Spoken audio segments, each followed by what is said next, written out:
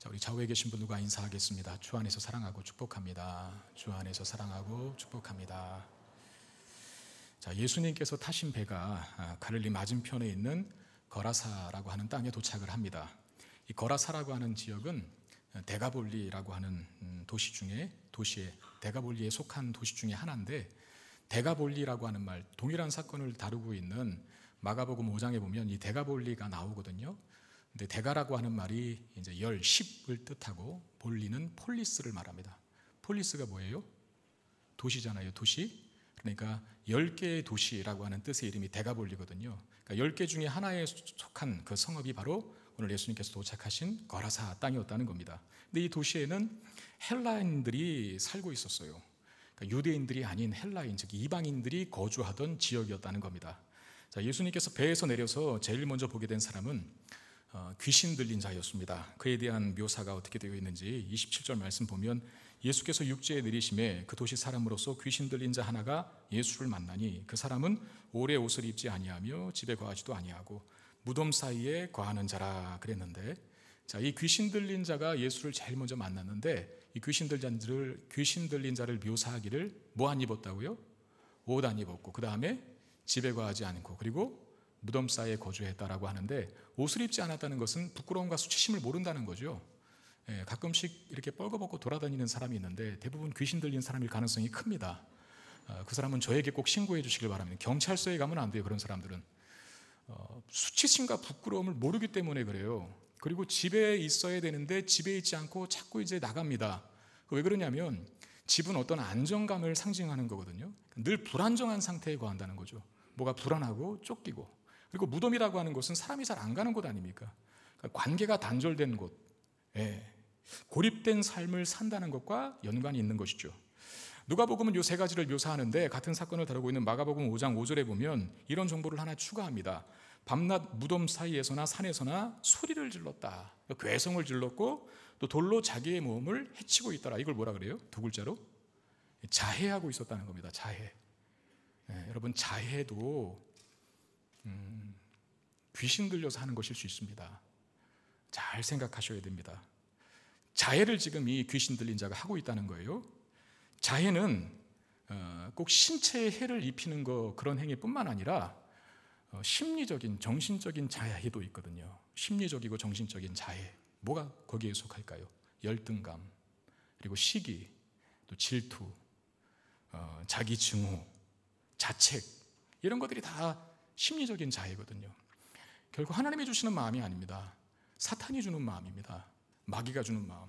우리가 육체적인 자해는 잘 하지 않더라도 심적인 자해는 굉장히 많이 노출될 경우들이 많거든요. 자기를 자꾸 자책하고 시기와 질투심에 빠지고 열등감에 사로잡히고, 이런 거 다 사탄이 주는 마음이니까 잘 분별해서 물리칠 수 있어야 돼요. 귀신 들린 자 한 사람에게 들린 이 귀신이 이 한 사람이라고 하는 그야말로 존엄성을 가진 인간 한 사람을 이렇게 비참하게 파괴를 시킵니다. 여러분, 인간은 인간이라고 하는 이유 하나로 존엄함을 갖고 있는 것이죠. 인간 자체가 놀라워서 다른 피조물보다 뛰어나서가 아니라 인간은 하나님의 형상으로 지어진 존재이기 때문에 그래요. 하나님의 형상을 갖고 있기 때문에 정말 미개한 아프리카 부족 토인 한 사람도 그가 사람이 맞다면 존중을 받아야 되고 존엄함이 있는 것이죠. 그런데 귀신 들리니까 인간이 가진 존엄성을 모조리 파괴당하고 있다는 겁니다. 여러분, 오늘날에도 이 귀신은 존재합니다. 아무리 과학이 발전하고 인간의 이성이 하늘을 찌르는 시대를 살고 있다 하더라도 우리 인정할 건 인정을 해야 돼요. 어쩌면 귀신이요? 마귀요? 사탄이요? 그런 고리타분한 얘기가 지금 통합니까? 목사님, 그런 구시대적인 사고방식의 이야기는 집어치우시고 세련된 이야기를 해주십시오. 이런 생각이 마귀가 불어넣는 생각이에요. 그 자체의 존재를 인정하지 않는 거, 마귀가 기뻐하는 생각 않겠습니까? 오늘날에도 분명히 귀신은 존재합니다. 특별히 가난하고 원시적이고 미신적인 문화가 많이 남아있는 나라에서는 오늘 본문에서처럼 아주 노골적이고 그리고 적나라하게 귀신 역사를 하죠. 가난하고 미신적인 문화가 많이 남아있고 원시적인 나라들, 여러분, 가난한 나라에서 선교하시는, 특별히 한국의 선교사님 대부분 다 열악한 환경에서 가난한 나라에서 선교를 하시는데, 그런 선교사님들이 이야기하는 바들, 야, 정말 이 시대에도 저런 일이 일어나는구나 라고 할 법한 일들을 많이 이야기하시잖아요. 귀신 들리는 이야기들, 정말 초자연적인, 귀신 들려서 초자연적인 역사를 행하는 사람을 봤다는 이야기들을 많이 하시지 않습니까? 원시적이고 미신적인 문화가 많이 남아있는 그 가난한 나라들에 대해서는 귀신이 그렇게 자기 자신을 감추지 않아요. 그냥 노골적으로 드러나고 적나라하게 드러난다면, 그렇다면 부유하고 발전된 나라에서는 왜 이런 귀신 들림의 현상이 잘 일어나지 않을까, 목격되지 않을까 하는 질문을 갖게 되는데, 귀신이 부한 나라에, 발전한 나라에는 없어서 그런 게 아닙니다. 다르게 역사한다는 거예요. 다르게. 어떻게 역사할까요? 부한 나라, 지식이 발전한 나라, 발전한 나라들에게서는 알코올 중독 같은 거, 마약 중독 같은 거, 음란함, 물질 숭배, 사기, 속임수, 이런 것들로 마귀가 역사하는 겁니다. 잘 사는 나라들에 있어서는. 제가 볼 때 그렇더라고요. 여러분, 음란함 얘기 나왔으니까 말인데, 포르노 산업이 우리나라가요 세계 1위랍니다. 매출로 따졌을 때. 미국이나 일본이 많이 만들어내지만 그거 사서 보는 나라 1위가 우리나라랍니다. 교회가 제일 많은 나라, 그리스도인이 제일 많은 나라 중에 하나인데, 귀신 들리지 않고서 그런 모습을 가질 수 있겠습니까? 귀신이 역사한다는 거죠. 그런 현상들을 통해서도 귀신의 역사를 우리가 볼 수 있어야 합니다. 그래야 바르게 대처할 수 있기 때문에 그래요. 보이는 것이 전부가 아닙니다. 보이지 않는 세계가 있다는 것을 인정하여야 합니다. 그 보이지 않는 세계 속에서는 하나님의 역사, 성령의 강력한 역사도 있지만 반대로 사탄의 역사도 있다는 거예요. 귀신의 역사도 있다는 것을 인정해야 합니다. 이 귀신 들린 사람은 그야말로 비참한 모습인데, 아까도 그 귀신 들리는 사람을 묘사했지만 옷도 못 입고 있고 집에도 못 앉아 있고, 그리고 심지어는 자해까지, 무덤에 앉아 자해까지 하고 있었다 그랬어요. 이 사람을 마을 사람들이 봤을 때 얼마나 불쌍했겠어요. 저거 고쳐둬야 되는데 저거 어떻게 할까 늘 고민이지 않았겠습니까? 근데 도울 수 있는 방법이 있어야죠. 그래서 자꾸 자해를 하니까 저러다가 스스로 죽을 수도 있겠구나 하는 생각에 자해를 하지 못하도록 그 사람을 묶어주는 일을 이 마을 사람들이 해줍니다. 결박시켰다는 거예요. 그런데 그 마을 사람들의 귀신 들린 자의 도움이 무슨 소용이, 무슨 효과가 있었을까? 29절 괄호 말씀해 보니까 귀신이 가끔 그 사람을 붙잡음으로 그를 쇠사슬과 고랑에 매어 지켰으되 그 맨 것을 끊고 귀신에게 몰려 광야로 나갔더라 그랬어요. 괴력을 발휘하여 결박된 끈을 풀어버립니다. 제가 언젠가도 말씀드렸지만 귀신 들린 자와 정신병자의 차이가 있어요. 결정적인 차이가. 비슷하지만 다른데 그 다른 차이 중에 하나가 뭐냐면 초자연적인 일을 하느냐 못하느냐에 따라서 귀신 들린 자와 정신병자가 갈립니다. 귀신 들린 자는 초자연적인 일을 합니다. 빼짝 마른 여자가 귀신 들리면 대여섯 명의 장정들을 넘어뜨립니다. 처음 보는 사람, 생명부지의 사람을 처음 봐도 그 사람 어디 사는지 알고 이름을 안 맞춰요. 정신병자는 그런 거 못합니다. 귀신 들린 자는 할 수 있죠. 그리고 이 사람을 귀신이 광야로 몰고 나갔다라고 하는 것은 그 사람을 더 큰 위험에 처하게 만들었다는 거예요. 광야란 어떤 곳입니까? 먹을 것이 없는 곳, 위험 요소가 산재해 있는 곳, 사람이 살 수 없는 곳이 광야입니다. 그런데 결박해 놓으니까 도움 주려고 했는데 그 결박을 뿌리치고 끊어버리고 오히려 광야로 몰고 가는 모습, 이걸 보면서 마을 사람들이 귀신 들린 자를 도와주려고 했지만 오히려 더 상황이 악화되고 마는, 사람이 도와주려고 했지만 오히려 더 악화되고 마는 결과들을 보여줘요. 여러분, 우리가 문제를 제대로 진단하지 못하면 처방이라는 것이 제대로 될 리가 없죠. 진단을 먼저 잘해야 합니다. 실력 있는 의사나 실력 있는 기술자들은 뭐가 문제인지를 먼저 파악한다는 것이죠. 의사도 마찬가지 아닙니까? 그 환자가 아픈 데가 어디인지, 무엇 때문에 열이 나는지, 무엇 때문에 그렇게 얼굴이 뜨거워지는지, 왜 배가 아픈지 먼저 철저하게 정확하게 문제의 원인을 진단한 다음에 처방을 내려야 그게 명인 거예요. 자동차 기술자도 마찬가지 아닙니까? 뭐가 망가졌으면 망가진 걸 제대로 고쳐야 되는데 엄한 데 고쳐놓고 수리비만 잔뜩 받아놓고 원 고쳐줘서 또 갔더니 다른 데도 또 망가졌다고 그러고, 그런 일을 한두 번 겪냐 말이죠. 참된 기술자, 참된 의사는 문제를 제대로 진단하는 사람들이라는 거예요. 그래야 처방을 제대로 내릴 수 있고, 반대로 잘못된 처방은 오히려 문제를 더 악화시킬 수 있다는 것을 보여줍니다. 문제를 제대로 진단하지 못하니 잘못된 처방을 내릴 수밖에 없고, 잘못된 처방 때문에 문제가 더 악화되는 이런 악순환이 반복됐다는 것이죠. 여러분, 머리카락에 껌 붙어보신 적 있으십니까? 저는 경험이 있습니다. 제가 언제 그러냐 생각해 보니까 저희 아들이 제 머리에다 껌을 뱉어놨어요. 그 어렸을 적에 이렇게 안고 있었는데 얘가 제 머리 위에다 껌을 뱉어놓은 거예요. 그리고 그걸 인지했을 때 제 머리카락에 껌이 붙어 있다는 것을 인식했을 때 그걸 재빨리 어떻게 해야 합니까? 네? 뭘 어떻게 가위로 잘라내야죠. 그냥 머리카락 아까운 생각 말고 가위로 싹둑 잘라냈어야 되는데 그걸 제가 머리카락 아깝다고 만지기 시작해서 이 껌만 띄워볼 심산으로 어떻게 됐을까요? 네, 더 엉겨버립니다. 문제가 더욱더 악화된 거예요. 그건 그렇게 손대면 안 되죠. 그냥 단칼에 잘라버려야 됐었는데 조금 아깝더라도 괜히 손을 대서 더 많은 머리카락들이 그 껌에 엉겨 달라붙는 이런 악순환을 경험한 적이 있습니다. 여러분, 악한 영의 힘은 인간의 어떤 육체적인 능력으로 정복하고 극복할 수 있는 문제가 아닙니다. 결박시켜준다고 해서, 묶여준다고 해서 문제가 해결될까요? 아니잖아요. 더 악화됐잖아요. 분별력이 우리에게 필요하고요. 영적인 문제는 영적인 진료를 들이대야죠. 영적인 치료를 해야죠. 영적인 치료를 하지도 않으면서 다른 것만 하면 되겠습니까? 들을 끼는 자는 들을지어다. 정말 제가 지금 뭘 얘기하는지 아실 거예요. 제가 설교 준비하는데 설교 준비가 잘 안 된다고 담배 한 대 피고 오면 되겠습니까? 여러분들은 그러잖아요. 뭘 하다가 일이 잘 안 되면 담배 한 대 피고 하자. 그리고 밖에 나가서 담배 한 대 피면 영감이 떠오른다면서요. 그럼 저도 그렇게 해야 될까요? 저는 어떻게 해야 됩니까? 이게 또 사단이 좀 시기하나 보다. 마귀가 방해하나 보다. 때로는 그럴 수 있지 않습니까? 그래서 기도해야겠죠. 성령님, 저의 무지한 영혼을 깨우쳐 주시고 하나님의 성령의 감동으로 기록된 말씀을 성령 충만하여 제가 깨닫고 말씀 준비를 잘할 수 있도록 해주십시오라고 기도를 해야지 담배 한 대 피고 오면 되냐 말이죠. 그러니까 문제를 제대로 진단하지 못하면 잘못된 처방을 내릴 수밖에 없고 계속 문제가 꼬여요. 영적인 문제도 마찬가지라는 거예요. 그런 분별력이 우리에게 있어야 한다는 거예요. 귀신 들린 자가 예수를 보고 그 앞에 엎드립니다. 그리고 이렇게 말을 합니다. 28절에 보니까 예수를 보고 부르짖으며 그 앞에 엎드려 큰 소리로 불러 이르되 지극히 높으신 하나님의 아들 예수여, 당신 나와 무슨 상관이 있나이까? 당신께 구하노니 나를 괴롭게 하지 마옵소서 그랬습니다. 지금 이 마귀가, 이 귀신이 예수님이 누구신지를 정확히 알아보죠. 지극히 높은 하나님의 아들 예수여라고 하며 지금 이 마귀는 예수에 대한 지식을 틀리지 않게 분명하게 갖고 있습니다. 그러나 하나님의 아들 예수라고 말하고 있고 알고 있기는 하지만 하나님의 아들인 예수 앞에, 그래서 하나님이신 분 앞에 경배하지는 않습니다. 예배하고 있지는 않다는 거예요.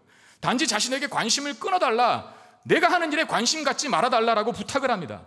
귀신이 자꾸 예수를 멀리하는 것을 보게 돼요. 왜 그러냐면 어둠과 빛은 함께 공존할 수 없기 때문에 그렇습니다. 빛이 오면 어둠은 사라질 수밖에 없는 것이죠. 그래서 가까이 오지 마세요. 멀리 가세요. 나를 괴롭게 하지 마시기를 부탁드립니다라고 마귀가 요청하고 있는 거예요. 교회만 가면 막 어지러운 사람들이 있습니다. 목사만 보면 막 피하고 싶은 사람들이 있습니다. 성경책만 보면 머리가 아픈 사람들이 있습니다. 십자가만 보면 자기가 드라큘라도 아닌데 막 숨고 싶은 사람들이 있죠. 절대로 교회밥은 못 먹는 분들이 계세요. 못 먹는 분. 왜 그러냐면 아직 어두움에 속했기 때문입니다.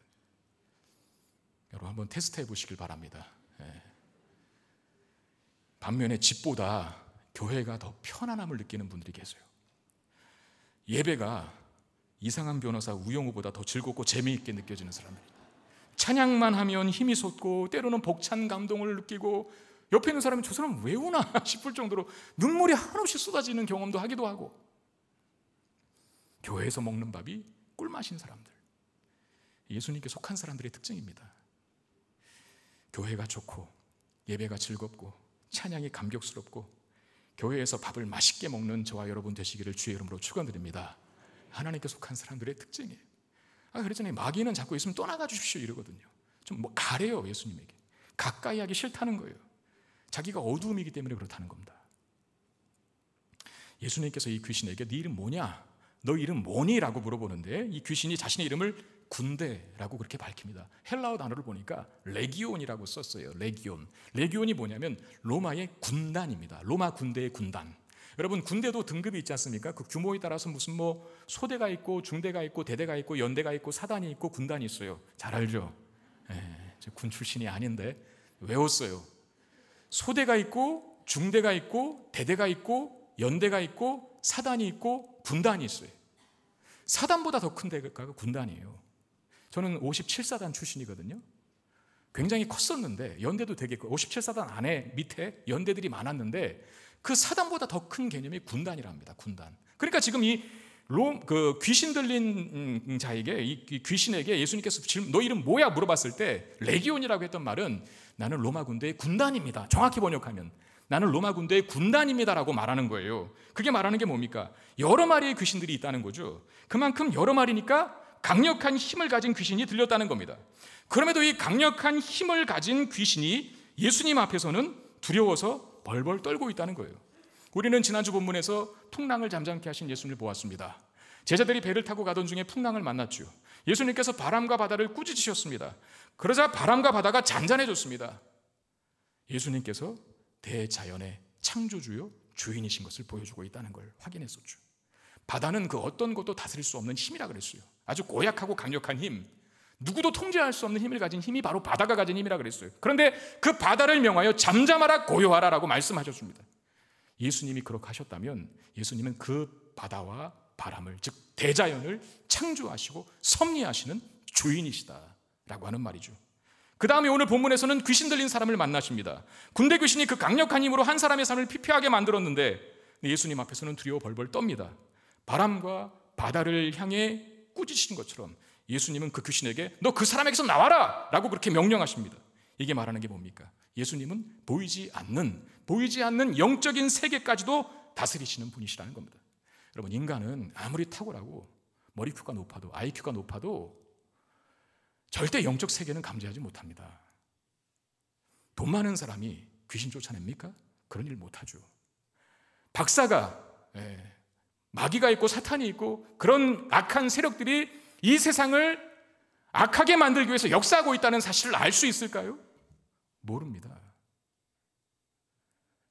그러나 예수님은 영적 세계를 아시고 그 영적 세계의 주인 되시는 분이시기까지 해요. 대자연 그리고 영적 세력 그 자체로 엄청난 힘을 갖는 것들입니다. 그러나 그 엄청난 힘은 그보다 훨씬 더 큰 힘과 권위 앞에 복종하고 있는데 그 큰 힘과 권위를 가지신 분이 바로 예수 그리스도시기 때문에 그렇죠. 여러분, 이 예수 그리스도의 능력이 그분을 믿는 우리들에게도 있음을 믿으시길 바랍니다. 마가복음 10장 17절 말씀 한번 읽어볼까요? 선포하면서 읽겠습니다. 시작. 믿는 자들에게는 이런 표적이 따르리니 곧 그들이 내 이름으로 귀신을 쫓아내며 할렐루야. 믿는 자들은 예수 그리스도의 십자가 죽음 그리고 부활을 믿는 자들을 말합니다. 그 믿는 자들은 따르는 표적이 있답니다. 표적이 무슨 뜻이에요? 사인이라는 뜻이에요. 나타나는 표시가 있다는 거예요. 믿는 자들이 맞다면 이런 표시가 반드시 따를 텐데 그게 뭐냐면 귀신을 명령하면 쫓아낼 것이다. 귀신을 명하여 쫓아낸다. 우리가 힘이 있어가 아니고 귀신보다, 영적인 세계보다 더 큰 힘을 가지신, 권위를 가지신 예수 그리스도를 믿고 그분과 동행했을 때, 그분의 이름으로 귀신을 명령했을 때 그 귀신이 떠나가는 역사가 있는 것이죠. 인간의 힘으로는 악한 영의 권세를 이길 수 없습니다. 오직 단 한 가지 방법, 예수님의 권세를 힘입으면 됩니다. 예수님이 우리와 함께 하시는 사실을 믿는다면 여러분, 우리는 생각보다 강한 자들입니다. 별 볼 일 없게 보여도 예수 그리스도의 권능을 힘입으면 악의 영, 악한 영도 물리칠 수 있는 사람들이 우리들입니다.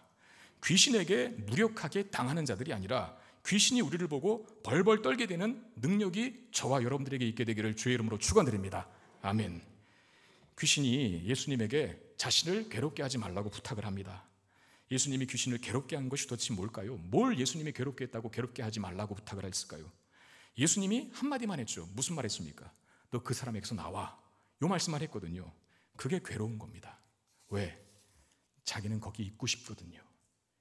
그러니까 귀신이 좋아하는 데가 있다는 거예요. 여러분, 29절에 보면 예수님께서 이미 더러운 귀신을 명하사라고 되어 있는데 그냥 귀신을 명하사라고 하면 되는데 더럽다라고 하는 것을 앞에 단 이유가 뭘까요?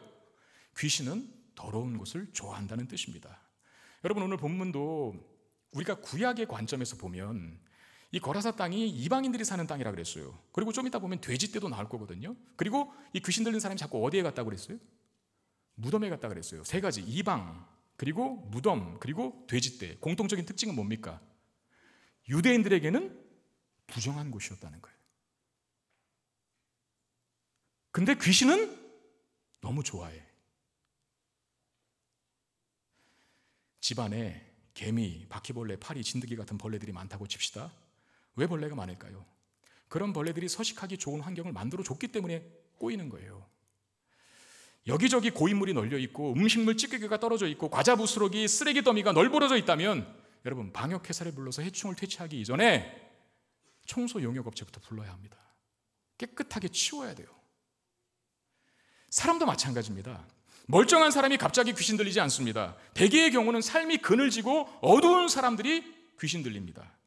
알코올에 중독된 사람들, 도박에 중독된 사람들, 포르노에 중독된 사람들, 폭력적인 게임에 중독된 사람들, 음란함에 중독된 사람들. 여러분, 우리는 귀신들이 좋아할 만한 어떤 환경도 조건도 제공하지 말아야 합니다. 다시 말하면 부정한 곳을 만들지 마셔야 돼요. 그러기 위해서 어떻게 해야 합니까? 뜨겁게 비치는 태양볕 앞에서는 결코 세균이 번식하지 못합니다. 오히려 뜨겁게 비치는 태양 앞에서 살균이 되게 되는 것이죠. 마찬가지로 생명의 빛 대신 예수 그리스도와 함께하는 인생은 결코 어두움에 붙잡히지 않게 되는 것입니다. 생명의 빛 대신 예수 그리스도를 가까이 하시라는 거예요. 그게 우리의 삶 속에 부정한 곳을 만들지 않을 수 있는 비결이고, 부정한 곳이 만들어지지 않으니 귀신이 꼬일 리가 없겠죠. 예수님과 동행할 수 있기를 바랍니다. 예수님과 친밀해지는 저와 여러분 되시기를 바랍니다. 예배의 자리에 있으시고 말씀과 기도에 창념하시고 성도의 교제를 나누십시오. 영적인 환기가 이루어질 거예요. 제가 보장합니다. 제가 단언하건대 신앙생활만 제대로 잘해도 절대 귀신 들릴 일은 없습니다. 신앙생활 하나만 제대로 잘해도 악한 영의 꾀임에 넘어가지 않습니다. 이건 분명한 거예요. 밝고 찬란한 빛 가운데 있는데 어둠이 몰아닥친다고요? 그럴 일은 없습니다. 빛은 어둠을 항상 이기거든요. 빛은 어둠을 항상 이기기 때문에 예수님과 동행하고 예수님을 닮아가고 예수님과 친밀해지는 예배와 말씀과 기도의 자리, 성도의 교제의 자리를 잘 추구하는 자들은 결코 그 인생이 어둡지 않아요. 악한 영의 지배를 당하지 않습니다. 귀신이 자신을 돼지떼들에게 들어가게 해달라고 예수님께 간청했는데 예수님이 그 일을 허락하시죠. 그 결과 어떻게 됩니까? 32절 33절에 보시면 마침 그곳에 많은 돼지떼가 산에서 먹고 있는지라 귀신들이 그 돼지에게로 들어가게 허락하심을 간구하니 이에 허락하시니 귀신들이 그 사람에게서 나와 돼지에게로 들어가니 그때가 비탈로 내리더라 호수에 들어가 몰사하거늘 이라고 됩니다. 자, 귀신들이 돼지떼에게 들어가자 평화롭게 먹이를 듣고 있던 돼지들이 호숫가로 전속력으로 내리더라 몰살을 당합니다. 이게 말하는 게 뭡니까? 여러분, 귀신은 생명으로 이끌어가지 않습니다. 귀신은 파멸로, 멸망으로, 죽음으로 이끌어간다는 걸 가르쳐주고 있는 것이죠. 한 사람에게 귀신 들렸을 때 그 사람의 인간의 존엄성을 다 파괴시켰던 것처럼 돼지떼에 들어가니 돼지떼가 죽음을 향해 전속력으로 달려가게 만들었어요. 이게 악한 영이 하는 역사입니다. 그러나 반대로 귀신 들렸던 사람이 귀신이 나가니까 어떻게 됐습니까? 정상으로 돌아왔어요. 35절 말씀을 보니까 사람들이 그 이루어진 일을 보러 나와서 예수께 이르러 귀신 나간 사람이 옷을 입고 정신이 온전하여 예수의 발치 앞에 앉아있는 것을 보고는 그랬습니다. 아까 이 사람은 옷 벗고 다녔었거든요. 근데 지금 옷을 입었답니다. 귀신이 나가니까. 집에 거하지 못했던 사람이 예수 그리스도의 발 앞에 앉아있게 되었어요. 귀신의 지배에서 벗어나자 비정상이었던 사람이 정상으로 복귀를 한 겁니다. 여러분, 누구에게 우리가 붙잡혀 있느냐가 중요합니다. 누구에게 붙잡혀 사느냐가 그 사람의 삶을 180도로 바꿔놔요. 바라옵기는 악령이 아닌 성령에 붙잡혀 사는 저와 여러분 되시기를 바랍니다. 성령에 붙잡혀 사는 사람은 생명으로 끌고 가요. 성령 하나님이. 악령에게 붙잡혀 살면 악령이 끌고 가요. 바라옵기는 세상에 붙잡혀 사는 사람이 아니라 하나님 말씀에 붙잡혀 사는 저와 여러분 되시기를 주의 이름으로 축원드립니다. 세상의 명예, 돈, 물질, 권력, 인기, 성공 이런 거 추구하다가 파멸로 끌고 가요. 하나님 말씀에 창념하셔야죠. 하나님 말씀에 붙들려야죠. 성령이 우리 안에 우리의 삶을 이끌어가고 하나님 말씀에 매여 사는 자는 결코 파멸로 그 인생이 끝나지 않습니다. 성령에 붙잡혀 하나님 말씀에 붙잡혀 사는 자, 우리로 인간다운 삶을 그 성령과 말씀이 하게 할 것이고 풍성한 생명이 있는 곳으로 이끌림 받게 될 줄로 믿습니다. 성령 하나님 우리를 그렇게, 하나님 말씀이 그렇게 우리를 끌고 가신다는 거예요. 여기 이 사건이 마을 사람들에게 알려줍니다. 그리고 이 사건을 와서 본 마을 사람들이 우리의 예상과는 조금 전혀 다르게 반응을 하는데 37절에 보니까 거라사인의 땅 백성 금방 모든 백성이 크게 두려워하여 예수께서 떠나가시기를 구하더라. 예수께서 배에 올라 돌아가실 때 그랬습니다. 거라사인 땅 모든 근방 백성이 크게 두려워했던 것은 맞지만 놀라운 일이 벌어졌으니까. 그런데 예수께 떠나가기를 요청했대요. 여러분, 보통 통상적인 것은 한 사람이 치유되고 귀신이 떠나갔고 문제가 해결됐으니 예수님 여기 곁에 계셔 주십시오. 우리와 함께 하셔서 병든 자, 이 귀신 들린 자가 한둘이 아닙니다. 여기 더 있는데 이 사람들 다 치유해 주십시오라고 예수님이 붙들어야 맞는 것 아닙니까? 그런데 떠나가시기를 간구해요. 왜 그랬을까요? 제가 생각할 때는 두 가지 이유 때문입니다. 첫 번째는 예수님으로 인해서 이런 파격적인 변화가 일어난 것이 싫은 거예요. 다시 말하면 그냥 적당히 사는 것이 좋은 겁니다. 이 마을 사람들에게는. 여러분, 오늘날 우리는 어떻습니까? 왜 예수 그리스도 앞에 가까이 가지 못할까요? 왜 신앙생활을 깊이 하지 못할까요? 왜 우리는 썬데이 크리스천이라고 하는 오명을 달고 살아야 할까요? 깊이 들어가기 싫은 거죠. 가까이 가기 싫은 겁니다. 내 일이 방해받을까 봐, 내 생활에 지장을 받을까 봐, 돈 버는 일에 손해볼까 봐 깊이는 안 들어가려고 합니다. 믿기는 믿지만 깊이 들어오는 것은 부담스러워합니다. 예수님과 거리를 두고 자기만의 삶을 영위하고 싶습니다.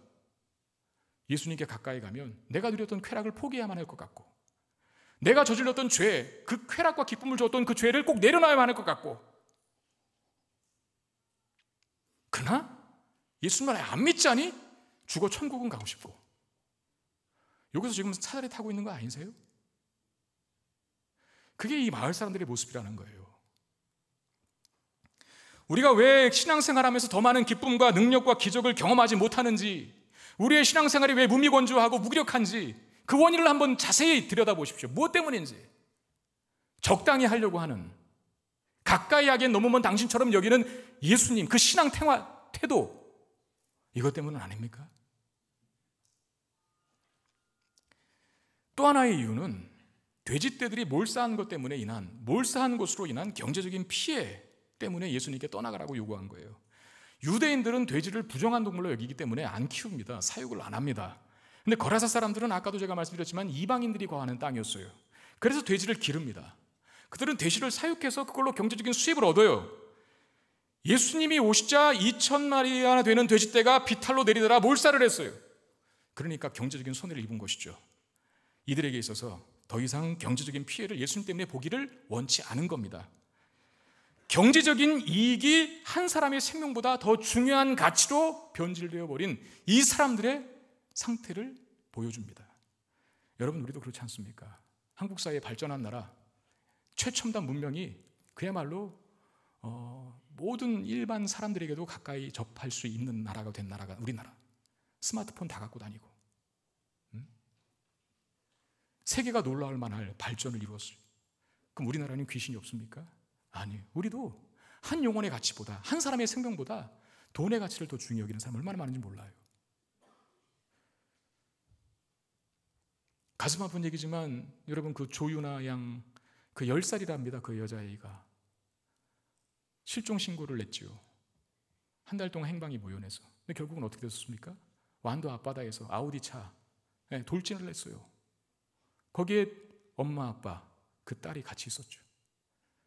그건 자살이 아니라 그 부모는 아이를 죽인 겁니다.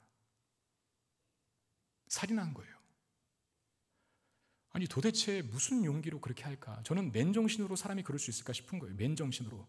저는 100% 그 사람들이 귀신 들렸다고 믿습니다. 그러지 않고서는 그렇게 못해요. 돈에 미친 거죠. 돈만 있으면 행복할 줄 알았는데 돈이 없어지니까, 빚만 잔뜩 지니까 자식도 죽여요. 그게 정상적인 사회입니까? 그게 정상적인 인간입니까? 귀신 들린 거 아닙니까? 그 사람이 그런 극단적인 모습을 했다고 그 사람에게만 귀신 들렸다고 생각하지 마십시오. 돈이 우리 안에 우상으로 자리 잡고 있다면, 하나님이 아닌 다른 어떤 세상적인 가치가 우상으로 자리 잡고 있다면, 제가 자주 말씀드리지만 있으면 든든하고 없으면 불안한 그 무엇이 하나님이 아니라 다른 것이라고 한다면 나 지금 속고 있는 거예요. 여기서 우리가 생각해 봐야 하는 하나의 요소가 있습니다. 생각해 봐야 할 것. 예수님은 이 군대의 귀신을 얼마든지 다른 방법으로 쫓아낼 수 있었을 겁니다. 굳이 돼지떼에게 들여보내서 돼지떼를 죽일 이유가 없었다는 거예요. 물론 예수님이 그걸 주도적으로 하시는 것은 아니죠. 너 돼지떼로 들어가라고 말씀하시진 않았죠. 마귀가 부탁한 거죠. 내가 무종행으로 들어가기 싫으니 차라리 그냥 저 돼지떼들에게 나를 집어넣어 주십시오. 내가 돼지떼로 가기를 허락해 주십시오라고 했을 때 예수님은 허락만 한 것이지만, 그럼에도 불구하고 그렇게 하신 이유는 무엇 때문입니까? 돼지떼가 아닌 다른 방법으로도 얼마든지 귀신을 쫓아낼 수 있었는데 굳이 돼지떼에 들어가게 하신 이유가 무엇 때문일까요? 멀쩡해 보이는 거라사 주민들도 귀신 들린 자와 다르지 않다는 것을 가르쳐 주시기 위함 아닐까요? 이들에게 있어서, 거라사 주민들에게 있어서 경제적인 이익은 한 사람의 생명보다 더 귀한 가치고 소중한 것이 되어버렸습니다. 한 영혼을 천하보다 귀한 것으로 여겼던 예수님의 가치관과는 확연히 대조되는 모습이라는 겁니다. 형태만 다를 뿐이지 귀신 들린 이 광인과 전혀 다르지 않는 인간성을 상실한, 그야말로 비인간적인 모습으로 비춰지고 있는 거라사 주민들을 고발하기 위한 행위셨다는 겁니다. 여러분, 이게 말하는 게 뭡니까? 모든 사람에게는 다 우리 주 예수 그리스도의 은혜가 필요하다는 사실입니다. 모든 사람은요 다 죄의 지배를 받고 있어요.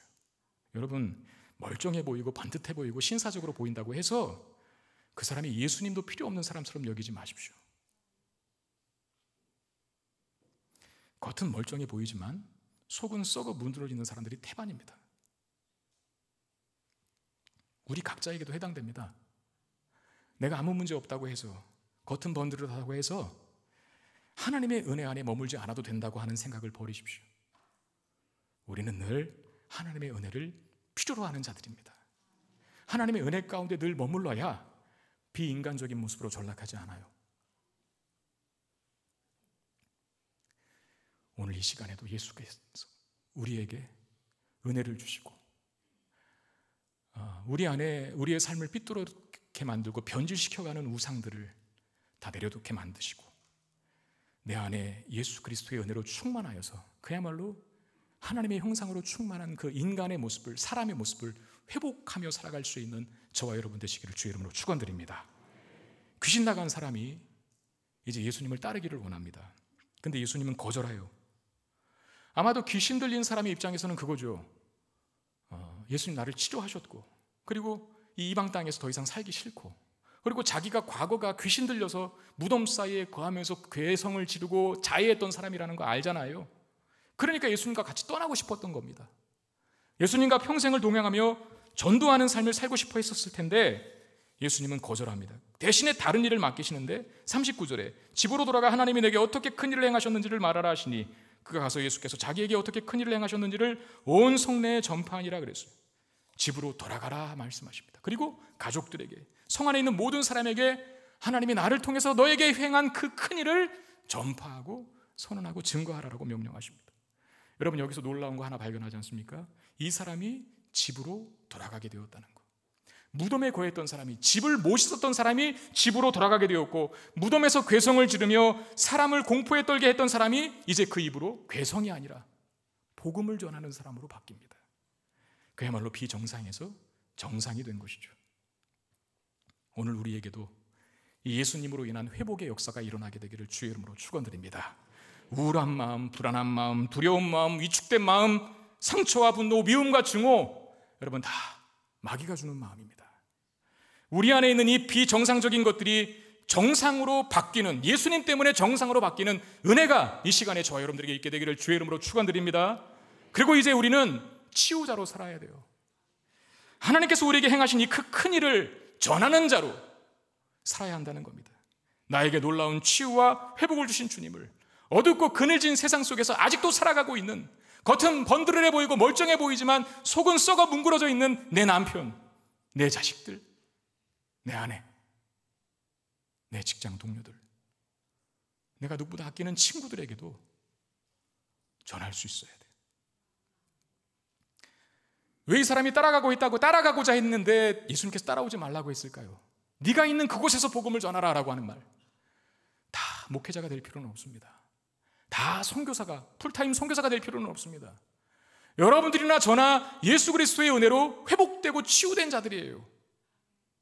우리 안에 그 빛이 들어와서 어둠을 물리치셨어요. 이제 우리가 살아가는 모든 삶의 영역 속에서, 가정이든 직장이든 학교이든 내가 거하는 모든 거처에는 반드시 어둠에 사로잡히는 사람이 있습니다. 그 사람에게 내 안에 있는 예수 그리스도의 빛을 비춰서 그 사람 안에 있는 어두움을, 그늘진 삶을 몰아내라는 거예요. 그게 우리가 해야 될 일입니다. 그게 우리의 삶이 주님 바라보실 때 정상으로 복귀한 삶이라는 겁니다. 예수님으로 인해서 귀신 들린 자가 치유되고 회복됐던 것처럼 예수님을 믿는 우리들의 삶에 모든 어두운 것들이 떠나가고 환한 빛이 가득하게 되기를 주의 이름으로 축원드립니다. 우리 함께 말씀 기억하며 찬양하기를 원합니다. 아무것도 두려워 말라. 우리 주님 나의 빛이시기 때문입니다. 내 안에 있는 모든 악한 영의 마음들 예수 그리스도의 이름으로 물리쳐 주옵소서라고 하는 간절한 바람을 담아서 우리 함께 찬양하겠습니다.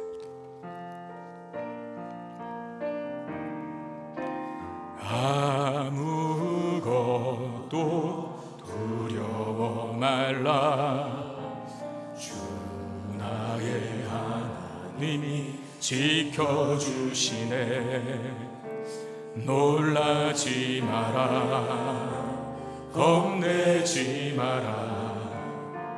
주님 나를 지켜주시네. 아무것도 두려워 말라. 아무것도 두려워 말라. 주 나의 하나님이 지켜주시네. 놀라지 마라, 겁내지 마라. 주님 나를 지켜주시네. 내 맘이 힘에 겨워 지칠지라도 주님 나를 지켜주시네. 세상의 험한 풍파 몰아칠 때도 주님 나를 지켜주시네.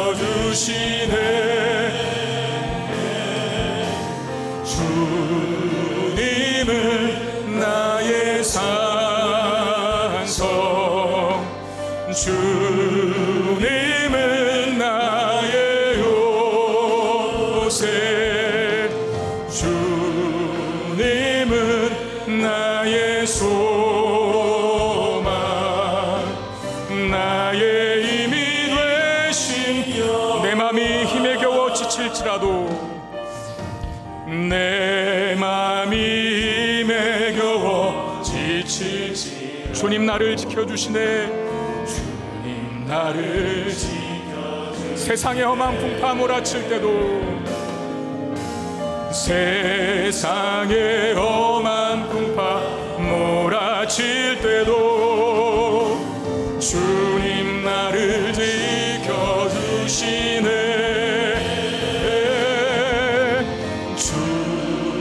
주님은 나의 산성, 주님은 나의 요새, 주님은 나의 소망, 나의 힘이 되신. 주님은 나의 산성. 주님은 나의 산성, 주님은 나의 요새,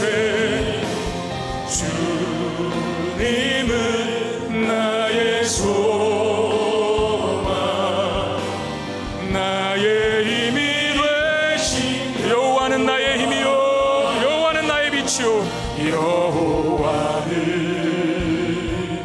나의 빛이요, 여호와는 나의 구원이시니. 여호와는 나의 구. 내가 누구를 두려워하리요, 내가 누구를 두려워하리요. 여호와는 생명의 피난처시니 주의 인자가 생명보다 나음으로 내 입술이 여호와를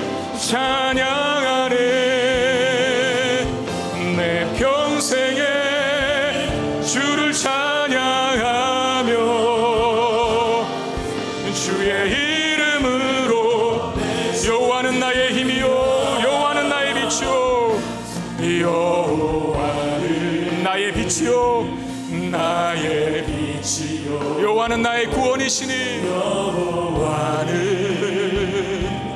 나의 구원이시니 내가 누구를 두려워하니 여호와는 나의 생명의 피난처시니 여호와는 아멘 생명의 피난처시니 주의 인자가 생명보다 나음으로 내 입술이 여호와를 찬양하리 내 평생에 주를 찬양하며 주의 이름으로 주의 인자가 생명보다 나음으로 주의 인자가 생명보다 나음으로 내 입술이 여호와를 찬양하리 내 평생에 주를 찬양하며 주의 이름 우리 한 번 더 찬양합시다.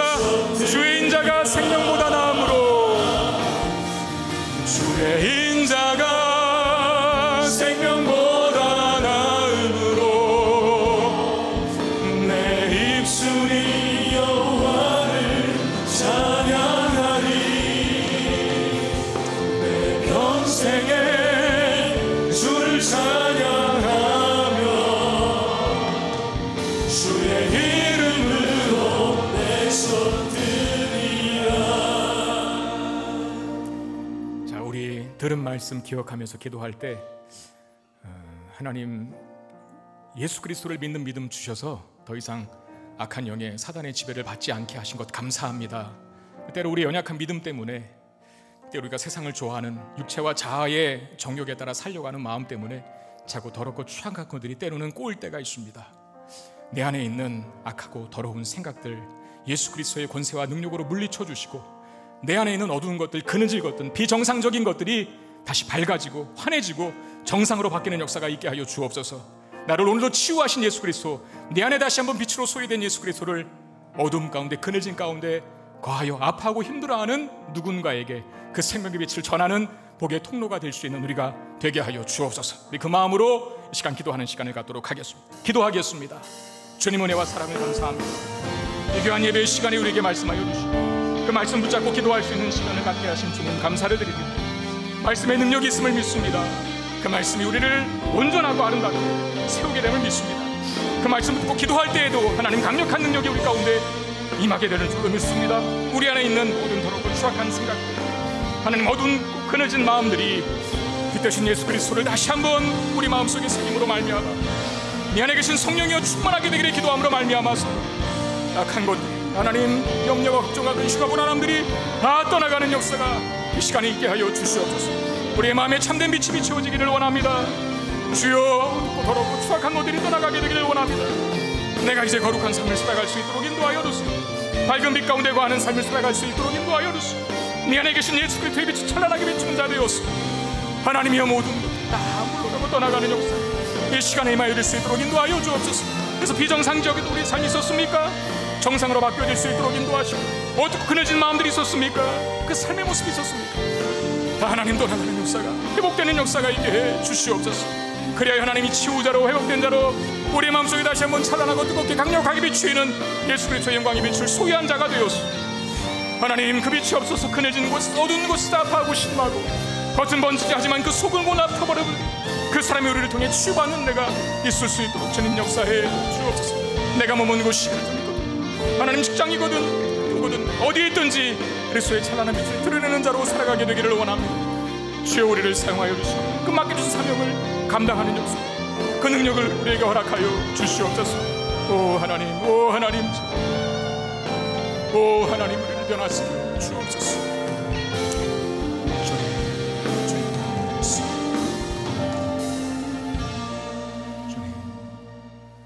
하나님의 시간 기도합니다. 간구합니다. 말씀 붙들고 기도합니다. 어둡고 힘들고 괴롭고 또 악한 것들이 있는 세상 가운데 살지만 빛 대신 주님과 동행하면 그 모든 것들을 다 물리칠 수 있을 줄로 믿습니다. 우리 안에 있는 어두운 것들, 그늘질 것들 예수 그리스도의 이름으로 떠나가게 하여 주시옵소서. 우리 마음에 평안이 임하기를 원합니다. 빛 대신 예수 그리스도의 그 영광이 깃들므로 인한 기쁨이 넘쳐나게 되기를 원합니다. 하나님이여, 그렇게 치유받은 우리를 통해서 이 세상이 밝아지게 해 주옵소서.